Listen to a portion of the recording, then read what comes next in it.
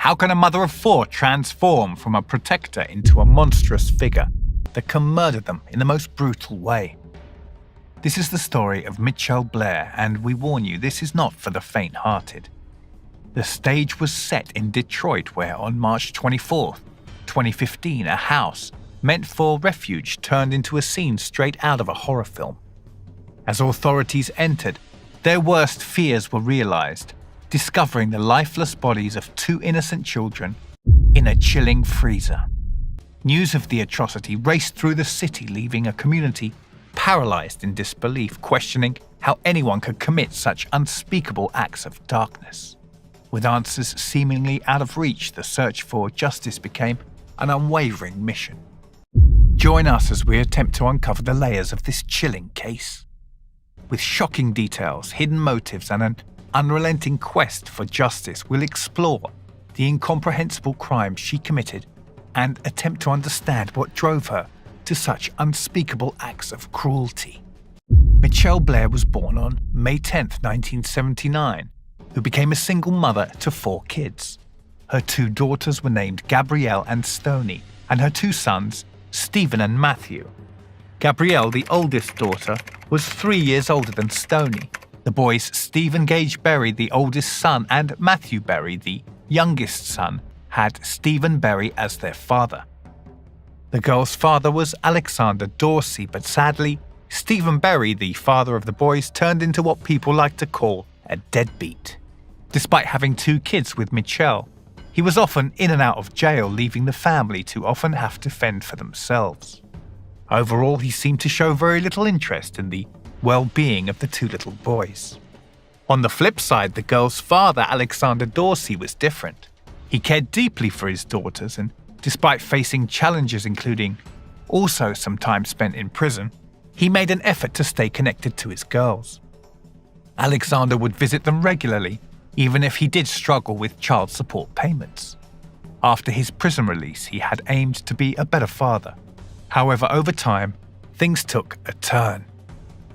When he tried to see his daughters, Mitchell would come up with endless excuses.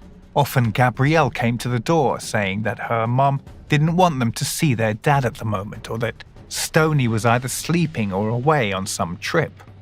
Alexander found himself in a difficult situation as he could feel his bond with his girls slipping away. Facing financial struggles and fearing a lengthy court battle that he couldn't afford, he decided to step back from the situation with Mitchell. She had a history of explosive tantrums and violence, and he hoped that by doing so, she might eventually come to her senses and allow him to see the girls again. Unfortunately, that hope faded away, and that day never arrived. As we look back in time, the complex journey of Mitchell Blair begins in the 10th grade when she became pregnant with Gabrielle, which forced her to leave high school. With 4 kids to care for, she moved into a low-income apartment complex in Detroit's rundown East Side. Despite Mitchell working tirelessly in various low-paying jobs, making ends meet proved elusive. Despite receiving subsidized rent, financial difficulties persisted, so she borrowed money from family members to get by, but their support would dwindle over time. Unable to sustain herself and the kids, Mitchell faced the looming threat of eviction from her home. Initially, the kids were going to school, enjoying their friends and neighborhood. However, things changed and Mitchell suddenly pulled them out, saying she'd be homeschooling them instead. Neighborhood kids would come to play with Stephen and Stony, but Mitchell would always have an excuse as to why they couldn't join the other kids, claiming they were at their father's house or with relatives. Visits from caring family members became less frequent. Mitchell's favorite aunt, who used to see the kids often, faced Mitchell's anger when she tried to help financially.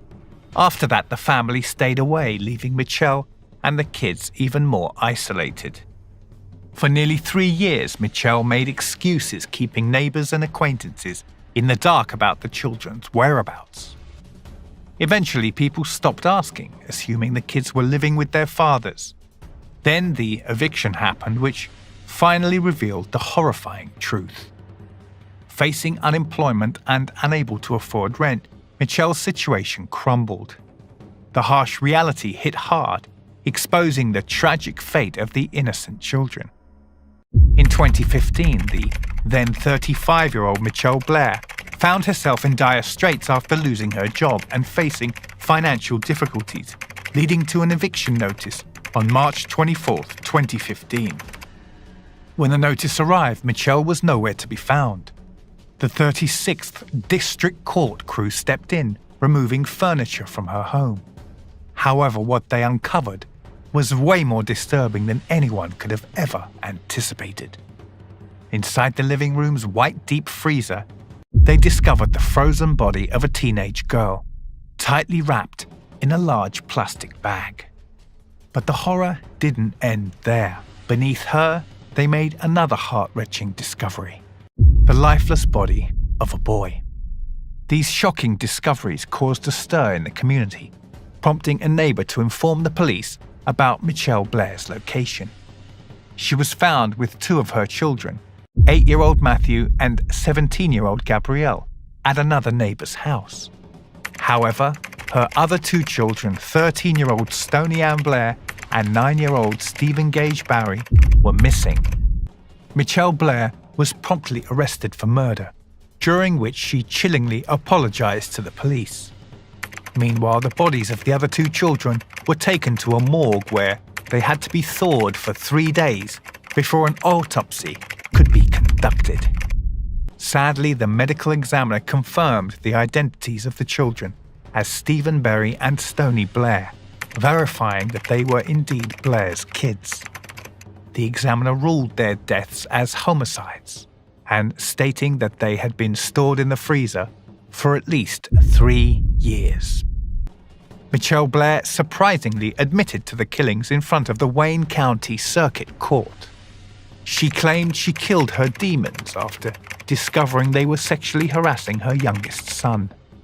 However, this claim remained unverified.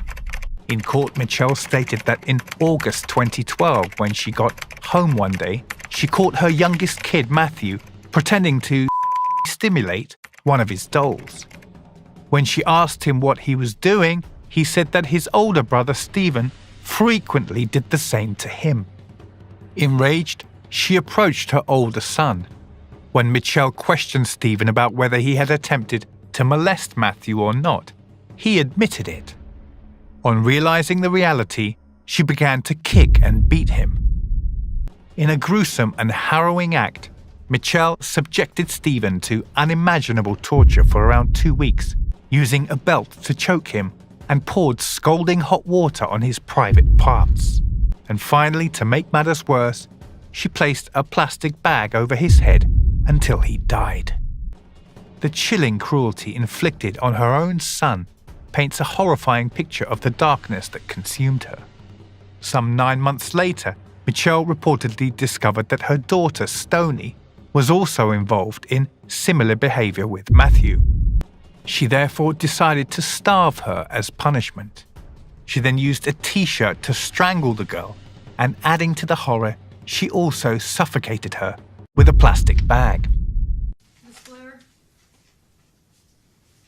what did you do to Stony Blair that makes you guilty of premeditated murder? She raped my son. I intentionally killed her. How did you do that? Starting from the beginning, when I found out about what Stony was doing, it was 9 months later after finding out about Stephen. So for the whole 9 months we were in the house, she was still raping my child. I did not know that. When I first found out, after told me, I took a minute because I was not understanding, what was, that she did that to him. But I repeatedly punched her. On many occasions, my son, I told him to tell me every single thing she did to him. So as he was telling me more and more things that she did. I assaulted her every time he told me what she did to him. By assault, I mean I punched her. I have put a bag over her head till she lost consciousness. I threw hot water on her, scalding hot water from the faucet. Did you hit her in the head with a wooden stick? Yes, I hit her in her head multiple times, over and over. Was that shortly before she died? That was actually days before she died and the day she died. Okay. I hit on her back. It's like with her tailbone. I kicked her.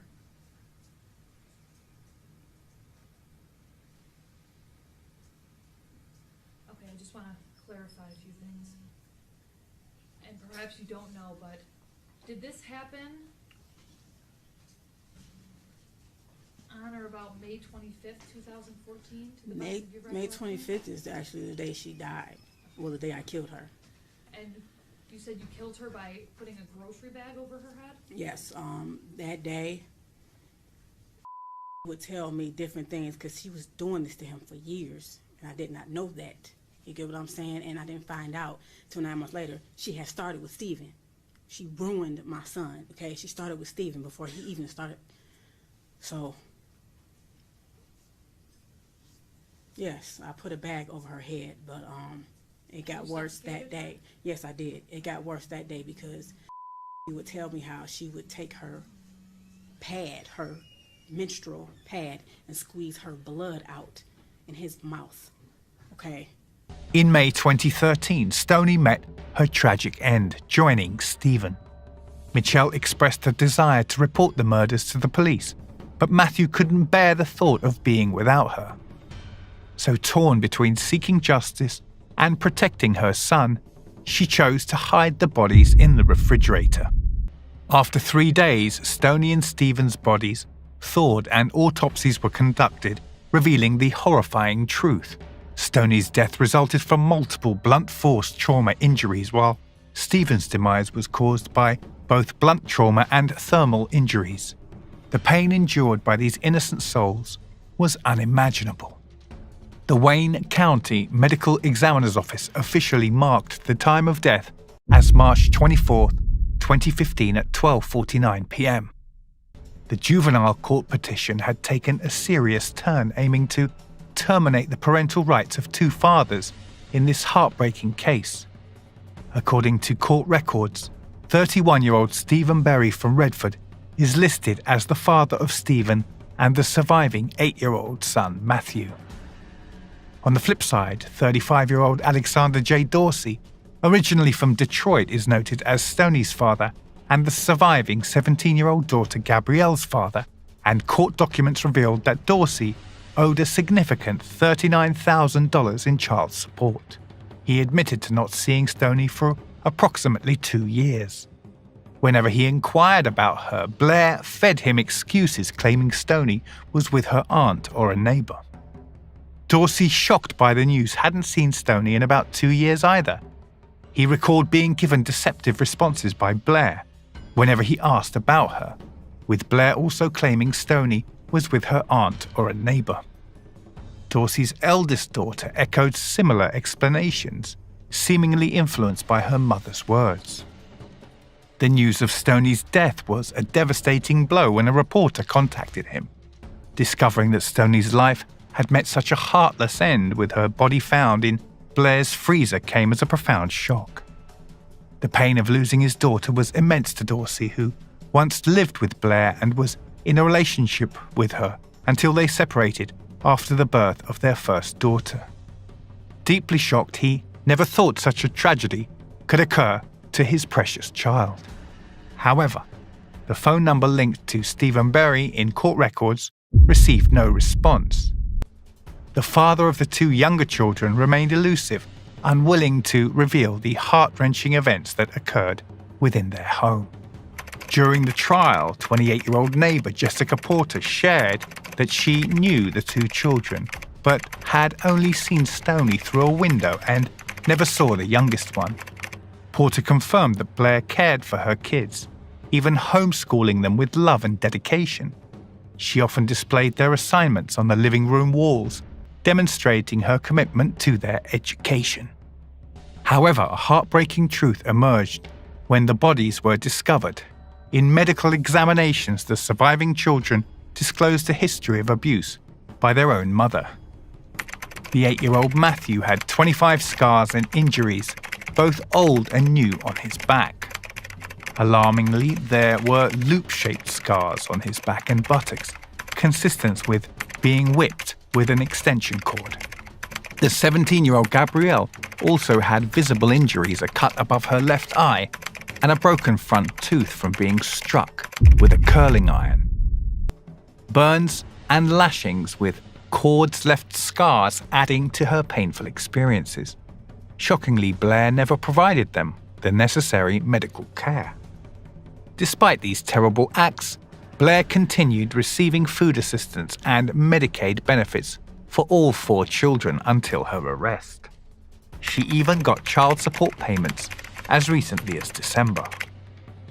And during the trial, Mitchelle Blair showed no remorse for her dreadful deeds. In a shocking display of cruelty, she declared she would repeat the heinous act if given the chance. She coldly stated that she cared not for others' opinion. In her mind, her actions were justified, and there was no room for regret. Failure to protect and abandonment. And never being there for his kids. Mother, But you was always on sex sites though, right? Mother, listen to me. I had to beg you to come see him, nigga, for real. Mother, listen to No me. matter how much you lie or how your lawyers lie, you know the fucking truth, and it will be proved. Are you done, Mother? Listen, this is a civil case. It's not a criminal case. We can and we will I do it did without it. you. I never We tried to will say I do it didn't. I without did it, you. but that does not negate the fact that they were never there for their children. I had to struggle with them all the time. They were never there. You get Steven, your you chance. know we had to beg you. Me, Steven, all of us used to cry for you, nigga. You're not going to be able to I'm stay good. away. Come here.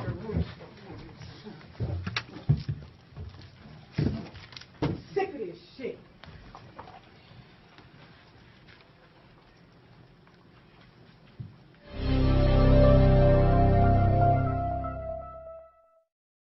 In June 2015, she admitted guilt to 2 counts of first-degree premeditated murder, acknowledging the horrifying crimes against her own children.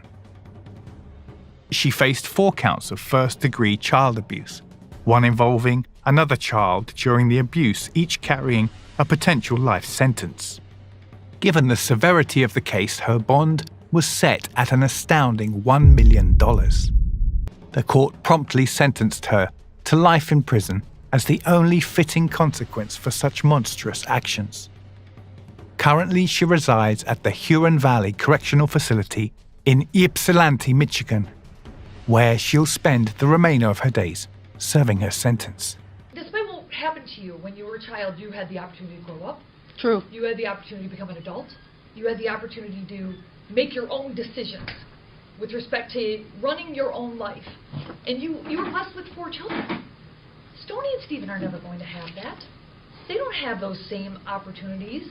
And when I think about all of the possible joys that they could be missing out on, one thing that strikes me as the greatest tragedy here is that they will never know what a life is like without experiencing fearing their mother. They will never know the joy of what could have been in their life without having you in it. They lived in terrible fear of you. And I find that just so sad in this case. After all is said and done, you imposed the death penalty on your own children. I did. And you readily admit it, and you want to take responsibility of it. You're therefore sentenced to the Michigan Department of Corrections for the rest of your life without the possibility of parole, meaning, of course, that you will never get out. You will receive, yes, you will receive credit for 115 days. You must pay $60 DNA fee, $136 state costs, crime victims assessment in the amount of $130, court costs in the amount of $1,300, attorney's fees in the amount of $400. These are not consecutive sentences because you weren't advised of that at the plea-taking procedure. Since this was a conviction by plea, though, ma'am, you have the right to file an application for leave to appeal your conviction. I don't need any of that. Okay, with the Court of Appeals, I still have to advise you. If you can't afford an attorney, one will be appointed for you and furnished with the necessary transcripts, and that request must be made within 42 days. I tender And the Your Honor, Oh, go ahead. with We were going to address it after. Mr. Harris, go ahead. But by March 2017, alarming reports surfaced about her behavior in prison. She amassed 28 misconduct charges, including assaulting and spitting on fellow inmates. More disturbingly, she was accused of throwing urine and feces at correction officers from cans and allegedly physically assaulting them. As a result of her violent actions behind bars, the court actually imposed an additional sentence of 38 months to 5 years on top of her existing charges. Her violent actions only added to her disturbing legacy, leaving everyone asking what kind of dark forces were behind this unsettling behavior. In the end, Mitchelle Blair's troubling case highlights the hidden darkness within our neighborhoods, serving as a reminder to be more aware and vigilant, especially for the most vulnerable among us, in the hope of preventing such tragedies in the future. Her surviving children will carry the scars of their mother's actions and the loss of their siblings. The journey to heal from this heartbreaking chapter will be challenging for them. The impact of this case goes beyond Blair's family, leaving a lasting mark on the entire community and the public. For the community, the revelation of this horrifying case raises unsettling questions about how such a nightmare could unfold unnoticed. The calm and composed facade that Mitchell presented to her neighbors deepens the shock and sense of betrayal. This has sparked discussions on the importance of community vigilance, emphasizing how being observant can make a significant difference in protecting vulnerable children. Thanks for watching this video. We would love to hear your thoughts on this case, and if you enjoy watching true crime videos, be sure to subscribe.